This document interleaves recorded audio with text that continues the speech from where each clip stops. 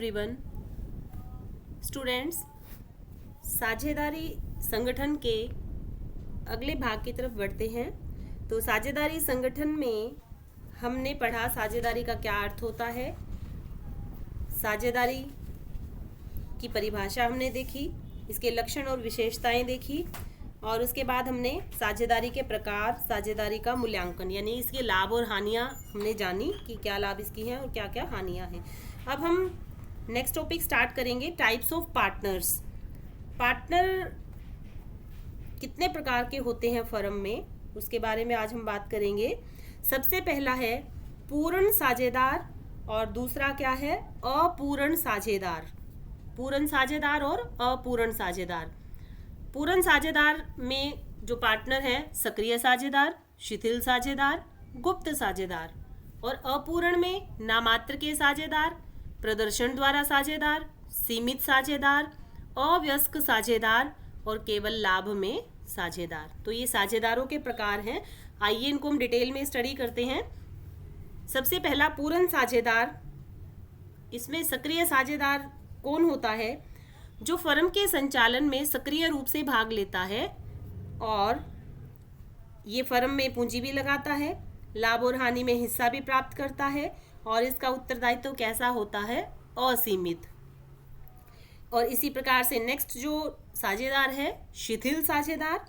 शिथिल साझेदार कौन होता है? जो अन्य साझेदारों की भांति पूंजी लगाता है, विनियोग करता है, लाभ हानि में हिस्सा लेता है, परंतु व्यवसाय के संचालन में सक्रिय रूप से भाग नहीं लेता। सक्रिय साझेदार सक्रिय रूप से संचालन में भाग लेता है, लेकिन जो शिथिल साझेदार है वो सक्रिय रूप से संचालन में भाग नहीं लेता।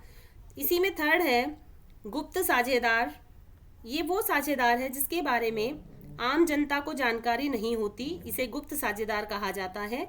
ये भी अन्य साझेदारों के समान ही पूंजी लगाता है, लाभ हानि में हिस्सा प्राप्त करता है, और इसका दायित्व भी कैसा होता है? असीमित। सेकंड पॉइंट अपूर्ण साझेदार में फर्स्ट पॉइंट आ जाता है नामात्र के साझेदार, यानी जो केवल न तो पूंजी लगाते हैं और न ही लाभ हानि में कोई हिस्सा लेते हैं, और न ही व्यवसाय के संचालन में कोई इनकी भूमिका होती है। नाम आपको नाम से ही समझ रहे हैं कि नाम मात्र, केवल नाम के लिए जो साझेदार हो, तो ये ना पूंजी लगाता है, ना लाभ हानि में हिस्सा प्राप्त करता है, और ना ही व्यवसाय के संचालन में कोई भूमिका निभाता है।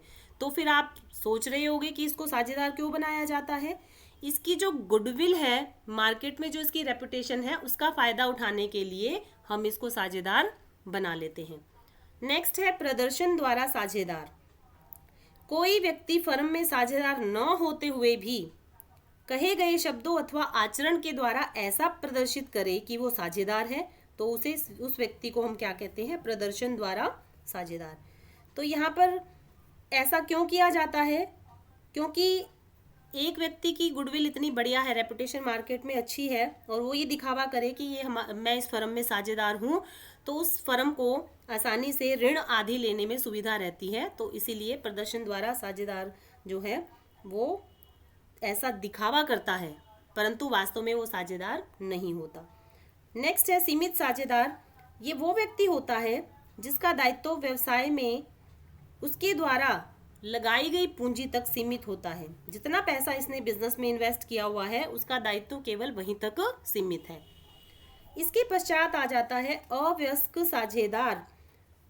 कोई ऐसा व्यक्ति जिसमें अनुबंध करने की क्षमता नहीं है, वो साझेदार नहीं बन सकता, लेकिन उसको लाभों में हिस्सा देने के लिए साझेदार बनाया जा सकता है। फर्म की हानि में इसका कोई हिस्सा नहीं होता। उसके पश्चात केवल लाभ में साझेदार। यह साझेदार अवयस्क, जो हमने अभी ऊपर पढ़ा अवयस्क साझेदार, इससे अलग होता है। इसको केवल लाभों में हिस्सा मिलता है, और ये भी जो है अन्य पक्षों के प्रति, यानी कि जो अदर जो पार्टीज हैं उनके प्रति दूसरे साझेदारों की तरह ही लायबल होता है, इसकी भी जिम्मेवारी होती है। इसका दायित्व कैसा होता है? असीमित। और ऐसे साझेदार को फर्म के प्रशासन में भाग लेने का अधिकार नहीं होता। जो एडमिनिस्ट्रेटिव वर्क है ये उसमें हिस्सा नहीं ले सकता। इसके पश्चात स्टूडेंट्स हम देखते हैं अवयस्क एक साझेदार के रूप में। अब हम ये जानते हैं कि अवयस्क कौन होता है। अवयस्क एक ऐसा व्यक्ति होता है जिसकी आयु 18 वर्ष से कम हो। इसमें अनुबंध करने की क्षमता नहीं होती, और इसके साथ अगर कोई व्यक्ति अनुबंध कर भी लेता है तो वो क्या हो जाता है, व्यर्थ, क्योंकि ये अनुबंध नहीं कर सकता, इसकी क्षमता नहीं होती। 18 वर्ष से कम आयु है इसकी। तो कोई अवयस्क कोई वायदा करने के बाद अगर पूरा ना करे तो ऐसी स्थिति में दूसरा पक्षकार जो है वो न्यायालय की शरण में नहीं जा सकता। तो अब प्रश्न आता है कि क्या एक अवयस्क फर्म में साझेदार बन सकता है? यदि हाँ तो उसके अधिकार और दायित्व क्या क्या होंगे? अब हम बढ़ते हैं भारतीय साझेदारी अधिनियम 1932 की धारा 30 के अनुसार कोई भी एक अवयस्क व्यक्ति साझेदार नहीं हो सकता, किंतु सभी साझेदारों की सहमति से लाभों में साझेदार उसको बनाया जा सकता है। इस प्रकार कहा जा सकता है कि वो एक साझेदार तो हो सकता है लेकिन उसे पूर्ण साझेदार नहीं कह सकते। साझेदार किसमें है? वो केवल लाभों में। और कब हो सकता है? जब इसके लिए सभी पार्टनर्स सहमत हो जाते हैं। अब इसके पश्चात वयस्क होने से पहले, यानी उसकी आयु 18 वर्ष कंप्लीट होने से पहले उसकी स्थिति क्या होती है? देखें उसके क्या क्या अधिकार हैं और क्या क्या उत्तरदायित्व होते हैं फर्म में। पहला, लाभ व संपत्तियों में हिस्सा पाने का उसको क्या है? अधिकार होता है। सेकंड, लेखा पुस्तकों के निरीक्षण का अधिकार, जो अकाउंट्स मेंटेन किए हुए हैं फर्म ने, वो उनको इंस्पेक्ट कर सकता है, उनका निरीक्षण कर सकता है। तीसरा, मुकदमा दायर करने का अधिकार, उसको मुकदमा दायर करने का अधिकार है अगर वह फर्म से अपना संबंध तोड़ रहा है और फर्म से वो अपने हिस्से की मांग कर सकता है। अगर उसको हिस्सा ना दिया जाए तो वो न्यायालय में मुकदमा दायर कर सकता है, लेकिन अगर वो फर्म में है, फर्म में रहते हुए वो ऐसा नहीं कर सकता। अब उसके उत्तरदायित्व क्या क्या है? साझेदार का दायित्व केवल फर्म में उसके द्वारा विनियोग की गई पूंजी तक ही सीमित होता है। जितनी पूंजी उसने फर्म में इन्वेस्ट की हुई है वहीं तक उसका उत्तरदायित्व होता है। वयस्क होने के बाद उसकी क्या स्थिति है? हमने अभी देखा कि वयस्क होने से पहले क्या स्थिति थी और वयस्क होने के बाद क्या स्थिति होगी साझेदार की। तो दो कंडीशन है यहाँ पर, दो परिस्थितियां हमारे सामने आती है। पहला, जब वह साझेदार बना रहना स्वीकार कर लेता है और जब वो साझेदार बना रहना स्वीकार नहीं करता। तो देखिए, जब वह साझेदार बना रहना स्वीकार कर ले तो क्या होगा? उसका दायित्व क्या हो जाएगा? असीमित हो जाएगा, क्योंकि उसकी आयु अब 18 वर्ष से ऊपर हो चुकी है। तो दायित्व कैसा होगा उसका? असीमित। उसे लाभ में हिस्से के साथ साथ अब किस में हिस्सा मिलेगा? हानि में। अवयस्क होने की स्थिति में केवल लाभों में हिस्सा वो प्राप्त करता था, लेकिन अब वयस्क होने के बाद उसको हानि में भी हिस्सा प्राप्त होगा। और नाबालिग की अवधि में जो भी उसने काम किए हैं समस्त कार्यों के लिए उसको क्या माना जाएगा? उत्तरदायी माना जाएगा। सेकंड सिचुएशन हमारे सामने आती है जब वो साझेदार बना रहना स्वीकार नहीं करता। तो सार्वजनिक सूचना की तिथि तक उसके अधिकार एवं दायित्व वही रहेंगे जो अन्य जो एक अवयस्क के होते हैं। यानी सार्वजनिक सूचना उसको देनी होगी, सार्वजनिक सूचना दी जाएगी कि अब वो क्या है? वयस्क हो चुका है। जब तक ये सूचना नहीं दी जाती तब तक उसके अधिकार और दायित्व वही रहते हैं जो अवयस्क के होते हैं। सूचना देने की तिथि के बाद के फर्म के कार्यों के लिए वो उत्तरदायी नहीं होगा। उसे अन्य साझेदारों पर संपत्ति एवं लाभ में अपने भाग के लिए मुकदमा दायर करने का अधिकार होगा। ठीक है, तो ये है। इसके पश्चात देखिए स्टूडेंट्स, साझेदार जो होते हैं उनमें आपसी जो संबंध होता है वो एक अनुबंध के जरिए होता है। उनमें आपस में एग्रीमेंट होता है, कुछ नियम कुछ शर्तें निर्धारित होती हैं। उन नियम और शर्तों को जब लिख लिया जाता है तो उसे क्या कहा जाता है? साझेदारी संलेख, पार्टनरशिप डीड। ये बहुत इंपॉर्टेंट है। पार्टनरशिप डीड जो होती है इसी में सभी बातें लिखी जाती हैं जो उन्होंने आपस में शर्तें और नियमों पर उनकी जो साझेदारी पर सहमति बनी है वे सारी बातें इस साझेदारी संलेख में लिखी जाती हैं। कौन कौन सी बातें हैं देखिए। सबसे पहले फर्म का नाम और फर्म का पता उसमें लिखा जाता है। फर्म का नाम क्या होगा और फर्म कहाँ पर चलाई जाएगी उसका एड्रेस भी लिखा होगा। साझेदारों के नाम व पते, कौन कौन साझेदार हैं उनके सबके नाम और उनके एड्रेस। साझेदारी की अवधि, साझेदारी कितने समय के लिए की जाएगी, कितने टाइम के पश्चात साझेदारी का समापन हो जाएगा, ये उसमें लिखा जाएगा। व्यापार का क्षेत्र, व्यापार का क्षेत्र क्या होगा? ये साझेदारी संलेख में लिखा जाता है। यानी कि जो स्थानीय स्तर पर ये होगा या एक अपने देश में होगा या विदेशों में भी व्यापार किया जाएगा, तो स्कोप, इसका क्षेत्र क्या होगा वो लिखा जाता है इसमें। साझेदारों द्वारा दी जाने वाली पूंजी, साझेदार कितनी कितनी पूंजी लगाएंगे व्यवसाय में, ये साझेदारी संलेख में लिखा जाएगा।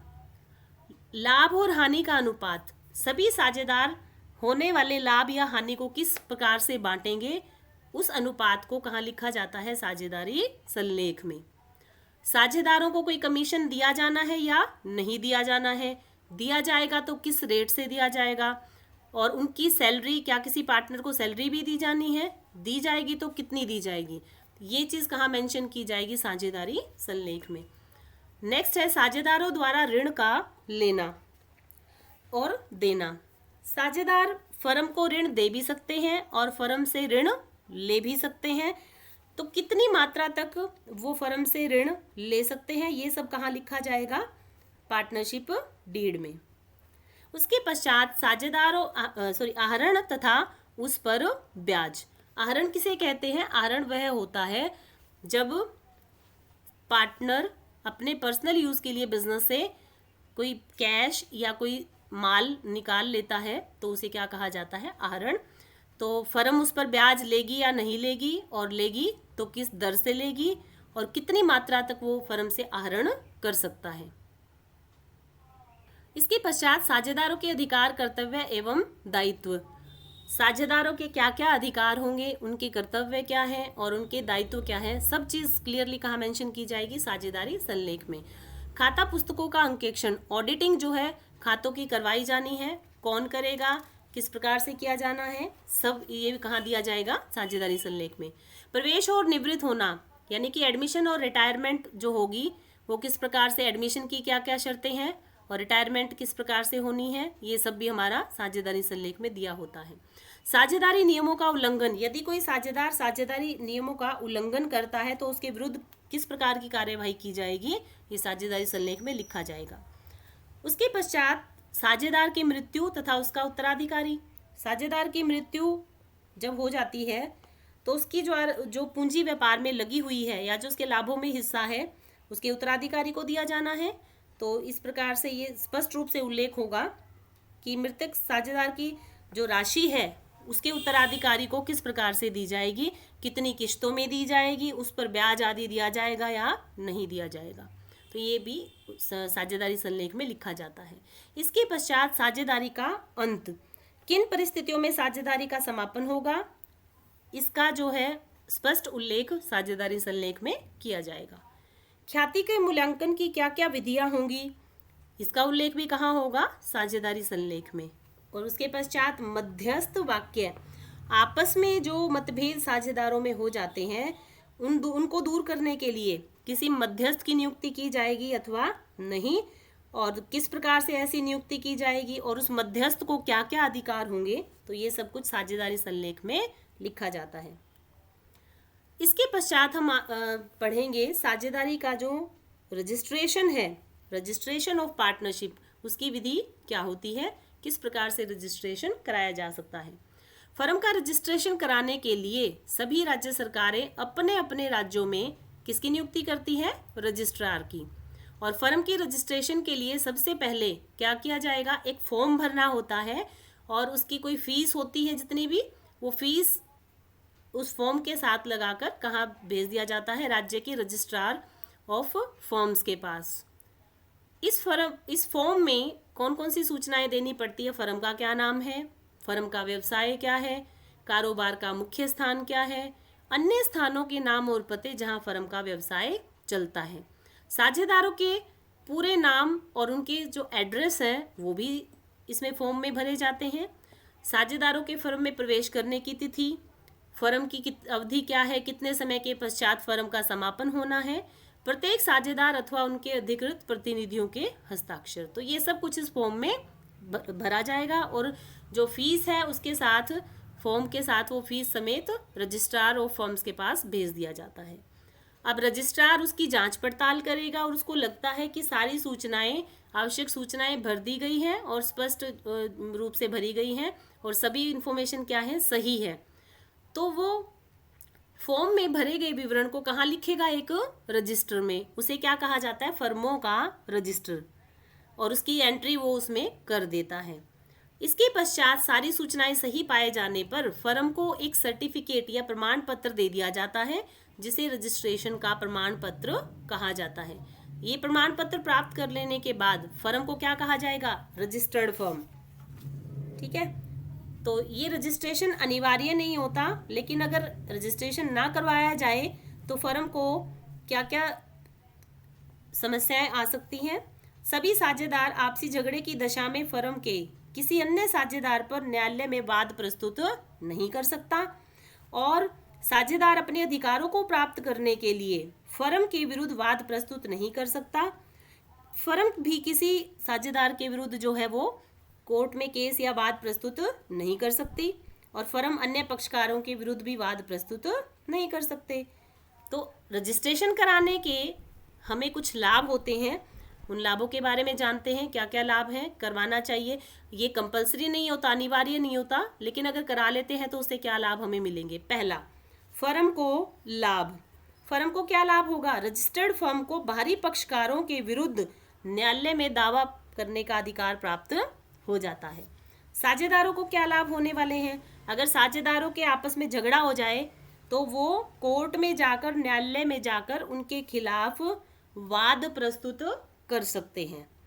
प्रवेश करने वाले साझेदार को यानी एडमिशन लेने वाले इनकमिंग पार्टनर को क्या फायदा होने वाला है?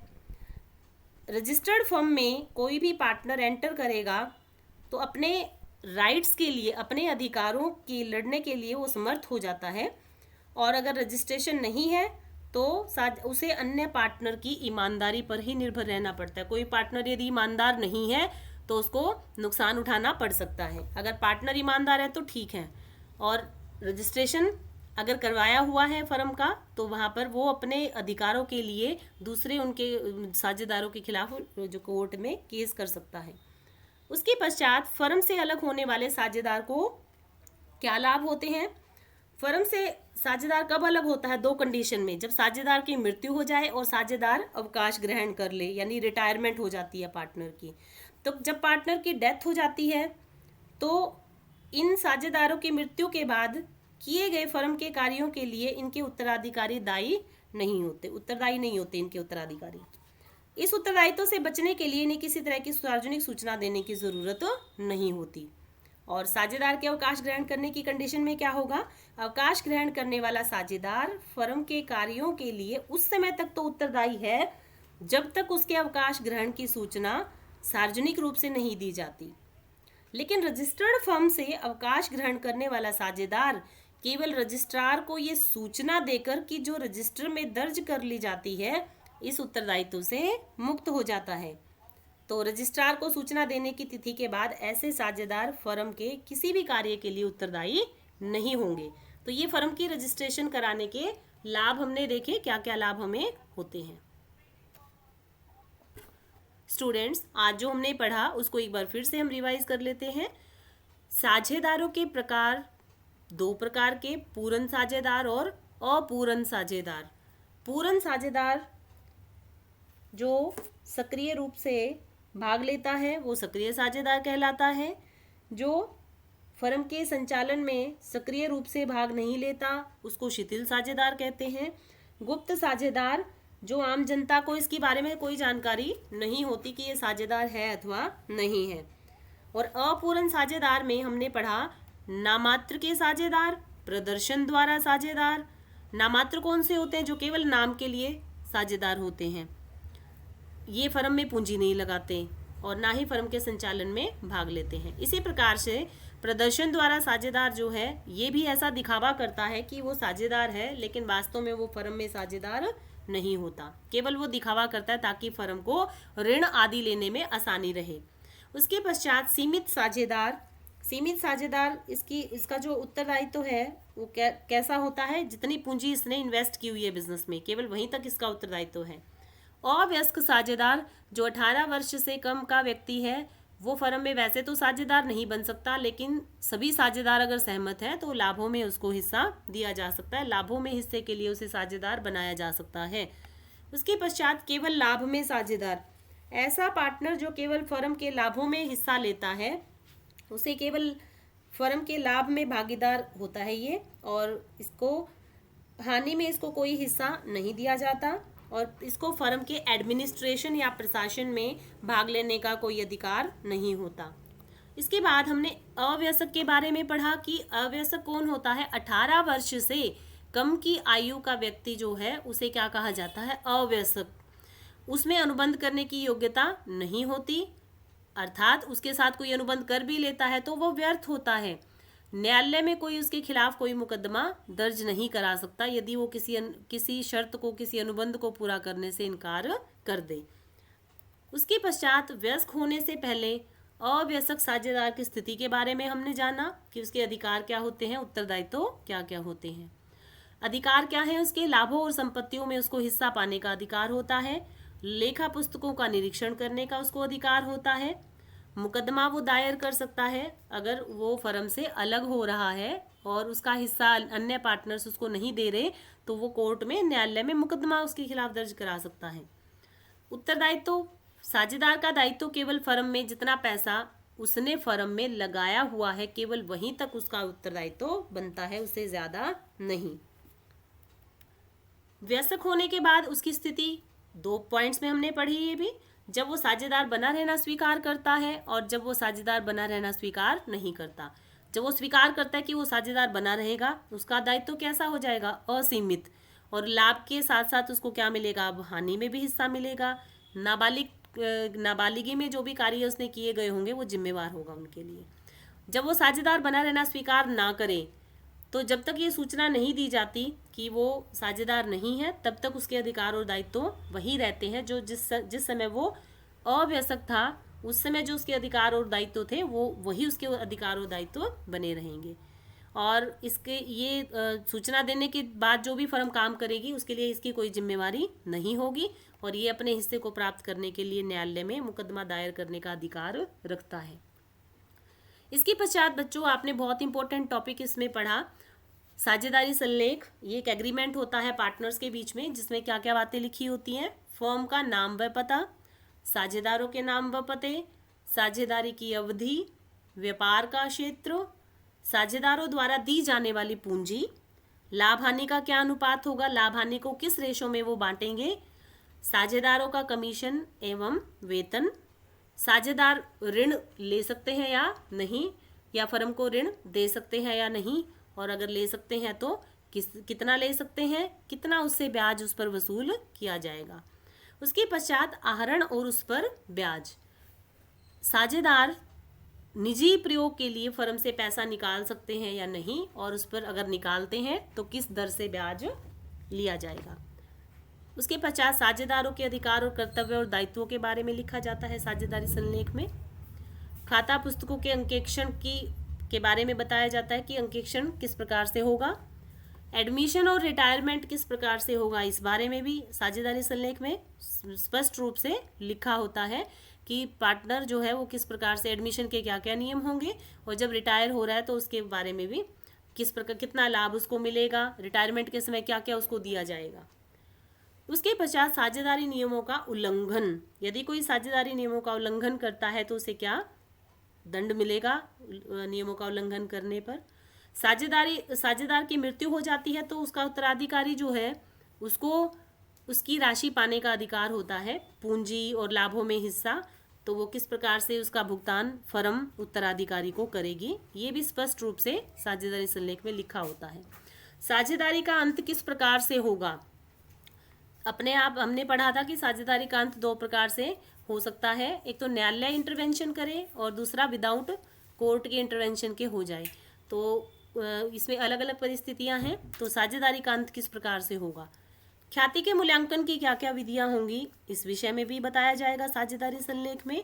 और मध्यस्थ वाक्य, यदि पार्टनर्स के बीच में कोई झगड़ा हो जाता है तो क्या मध्यस्थ की नियुक्ति की जाएगी तो नियुक्ति करने के क्या क्या नियम होंगे, और इस बारे में सब कुछ उसमें साझेदारी संलेख में मेंशन किया जाएगा।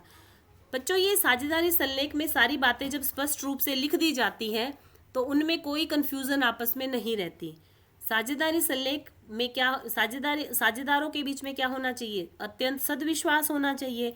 परंतु फिर भी जहाँ इतने व्यक्ति कार्य करते हैं, सबके सोचने की शैली और सब चीज़ें अलग हैं, तो वहाँ पर सब बातें जो उनके बीच में एग्रीमेंट हुआ है, जो शर्तें निर्धारित हुई हैं, उन शर्तों को लिखा जाना चाहिए।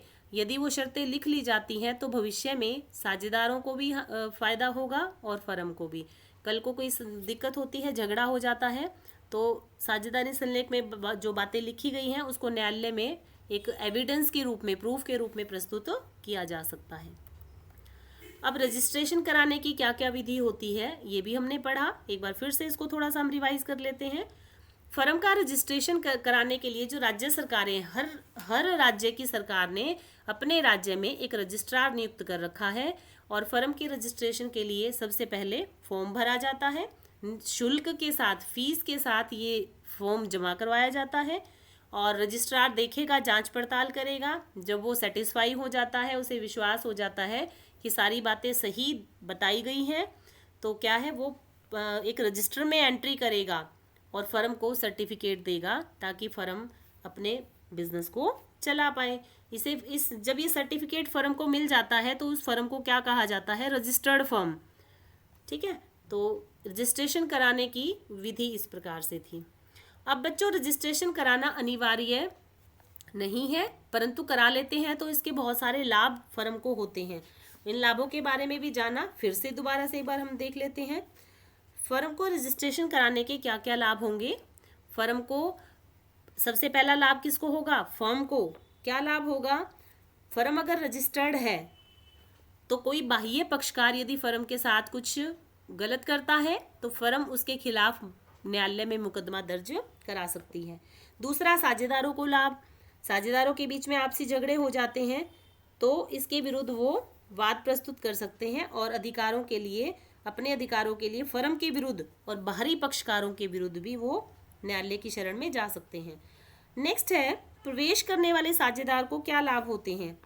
जो पार्टनर एडमिशन ले रहा है, इनकमिंग पार्टनर है फर्म में, वो अपने अधिकारों के लिए लड़ने में समर्थ हो जाता है, अगर रजिस्ट्रेशन हो तो। यदि रजिस्ट्रेशन नहीं है तो ऐसी कंडीशन में उसको अन्य पार्टनर्स की अगर ईमानदार है दूसरे पार्टनर, तो उनके ऊपर निर्भर रहना पड़ता है। फर्म से अलग होने वाले साझेदार को क्या लाभ होते हैं? जब साझेदार की मृत्यु हो जाए तो साझेदार की मृत्यु के बाद किए गए फर्म के कार्यों के लिए इनके उत्तराधिकारी उत्तरदायी नहीं होंगे। साझेदार फर्म के कार्यों के लिए उस समय तक उत्तरदायी रहता है जब तक उसके अवकाश ग्रहण करने की सार्वजनिक सूचना ना दे दी जाए। लेकिन क्वेश्चंस हमारे इसमें आ जाते हैं। सीमित साझेदारी में कम से कम कितने साझेदार असीमित दायित्व वाले होने चाहिए? तो उत्तर क्या है इसका? सीमित साझेदारी में कम से कम एक साझेदार असीमित दायित्व वाला होना चाहिए। अब आगे आया, ऐसी कोई एक दशा लिखें जिसमें साझेदारी को अवैध माना जाता है। हम ये पढ़ चुके हैं कि साझेदारी को अवैध कब माना जाता है? जब इसकी स्थापना का उद्देश्य कैसा हो? गैर कानूनी हो। उसके पश्चात साझेदारी की सीमाओं में भी हमने जाना। साझेदारी की कोई भी एक सीमा बताइए, क्वेश्चन है, तो आप पीछे पढ़ के आ चुके हैं कि जनता का जो विश्वास है वो इसमें नहीं होता। जनता के सामने साझेदारी फर्म अपने खाते प्रस्तुत नहीं करती, जिसके वजह से जनता का फर्म में विश्वास नहीं होता। तो ये इसकी एक सीमा है। तो ये सारे एक मुख्य बिंदु जो इसमें है, साझेदारों की संख्या का। साझेदारों की संख्या कितनी होनी चाहिए? न्यूनतम 2 और अधिकतम कितनी होनी चाहिए? 50। तो आपने बच्चों सोल प्रोप्राइटरशिप के बारे में भी जाना और पार्टनरशिप के बारे में भी जाना। तो पार्टनरशिप जो है उसमें 2 या 2 से अधिक व्यक्ति काम करते हैं और एकाकी व्यापार में एक व्यक्ति काम करता है। और साझेदारी में कोई गर्भित ठहराव का होना आवश्यक है, यानी कि पार्टनरशिप डीड जो भी हमने पढ़ा वो होनी आवश्यक है। लेकिन एकाकी व्यापार में एक ही व्यक्ति है तो वहाँ कोई आपस में ऐसी समस्या नहीं हो सकती, वहाँ कोई सारी नियमों और शर्तों को लिखने की आवश्यकता नहीं है, एक ही व्यक्ति व्यापार कर रहा है वहाँ पर। भारतीय साझेदारी अधिनियम 1932 साझेदारी पर लागू होता है और एकाकी व्यापार के लिए कोई भी अधिनियम नहीं है। साझेदारी में रजिस्ट्रेशन कराना आवश्यक नहीं है परंतु लाभदायक है, इसके फायदे हैं जो हमने जाने। ये आप देख भी रहे हैं रजिस्ट्रेशन कराने के क्या लाभ हैं, परंतु एकाकी व्यवसाय में रजिस्ट्रेशन नहीं होता। सभी साझेदारों में जो लाभ हानि का बंटवारा किस प्रकार से होगा, साझेदारी संलेख में जो अनुपात दिया होता है उसी अनुपात में साझेदारों में लाभ हानि का बंटवारा होता है। लेकिन एकाकी व्यापार में एक व्यक्ति मालिक होता है, उसी को सारा लाभ या हानि मिलता है। पार्टनरशिप में सब साझेदार मिलकर भी चला सकते हैं पार्टनरशिप को, और कोई एक व्यक्ति उनकी तरफ से चला सकता है। लेकिन एकाकी व्यापार में क्या होगा, सारा व्यवसाय एक व्यवसायी द्वारा ही चलाया जाएगा। साझेदारी में फर्म में पूंजी कौन कौन लगाता है, सभी साझेदार लगाएंगे। लेकिन एकाकी व्यापार में पूंजी कौन लगाता है, एक व्यक्ति लगाता है। कोई भी साझेदार अन्य साझेदारों की अनुमति के बिना फर्म में अपने हित का हस्तांतरण नहीं कर सकता। सभी पार्टनर्स एग्री हो जाते हैं तो अपना हिस्सा वो दूसरे को दे सकता है, अदरवाइज नहीं दे सकता। और एकाकी व्यापार में अपने हित के हस्तांतरण, ये अपना हिस्सा दूसरे को दे सकता है। एकाकी व्यापारी अपने हिस्से को दूसरे को हस्तांतरित कर सकता है, इसको अनुमति लेने की आवश्यकता नहीं होती।